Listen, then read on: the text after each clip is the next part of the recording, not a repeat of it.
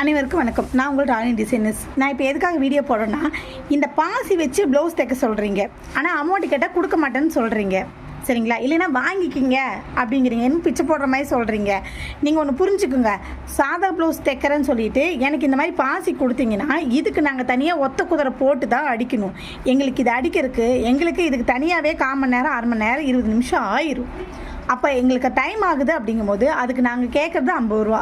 அந்த 50 ரூபா உங்களால் கொடுக்க முடியலனா நீங்கள் இதை வாங்கியே கொடுக்கக்கூடாது. இல்லைன்னா சொல்லும் போதே சொல்லணும், எங்களுக்கு இந்த மாதிரி பாசி வச்சு தைச்சி கொடுக்கணுங்க்கா, எல்லாத்துக்கும் சேர்த்து பேமெண்ட் எவ்வளோன்னு சொல்லுங்கள். நீங்கள் இதுக்கு பேமெண்ட் சொல்லாமல் சாதா ப்ளவுஸ் தைக்கணுங்க, லைனிங் நீங்கள் போட்டுக்குங்க, நாட்டு மட்டும் வச்சா போதும், ஃபால்ஸ் வச்சுருங்கிறீங்க. நாங்கள் அதுக்கெல்லாம் கால்குலேஷன் போட்டு ஒரு அமௌண்ட்டு சொல்கிறோம்.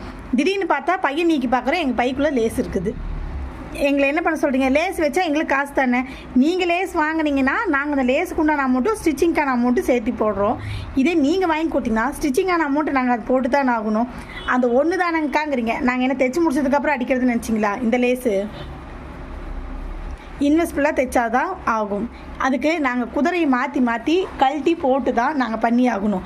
இப்போ நிறைய டெக்னிக் வந்துருச்சு, நீங்கள் மாற்ற தேவையில்லை அப்படின்னு எங்ககிட்ட நீங்கள் சொல்லி கொடுக்குறீங்க. எங்களுக்கு எது கம்ஃபர்ட்டாக இருக்குதோ அதை தான் நாங்கள் பண்ணுவோம்.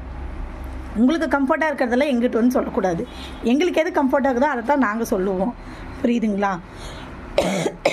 தயவு செஞ்சு தெளிவாக சொல்லிடுங்க. உங்களுக்காக மட்டும் இல்லை, எங்களுக்காகவும் சேர்த்து சொல்கிறோம். ஏன்னா தைச்சி கொடுத்துட்டு எங்களால் அவங்கள்ட்ட அமௌண்ட் வாங்க முடியலனா நாங்களும் கஷ்டப்படணும். என்னடா அமௌண்ட் ஒன்று சொன்னாங்க இப்போ ஒன்று வாங்குறாங்களேன்ட்டு நீங்களும் வருத்தப்படணும். தயவு செஞ்சு டெய்லரிங்கிட்ட தைக்கிறீங்க அப்படின்னா உங்களுக்கு என்ன தேவையோ உங்கள் தேவையை கேட்கும் போது தயவு செஞ்சு முழுசாக சொல்லுங்கள்.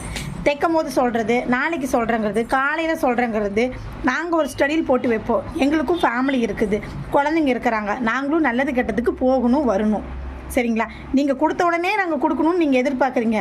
எங்கள் ஃபேமிலிக்கு தகுந்த மாதிரி தான் நாங்கள் ஸ்டடியில் போட்டு தான் வேலை செஞ்சுக்கிட்டு இருக்கிறோம். தயவு செஞ்சு உங்களுடைய இது என்னவோ அதை எங்ககிட்ட தயவு செஞ்சு சொல்லிடுங்க. ஓகேங்களா? Thank you so much.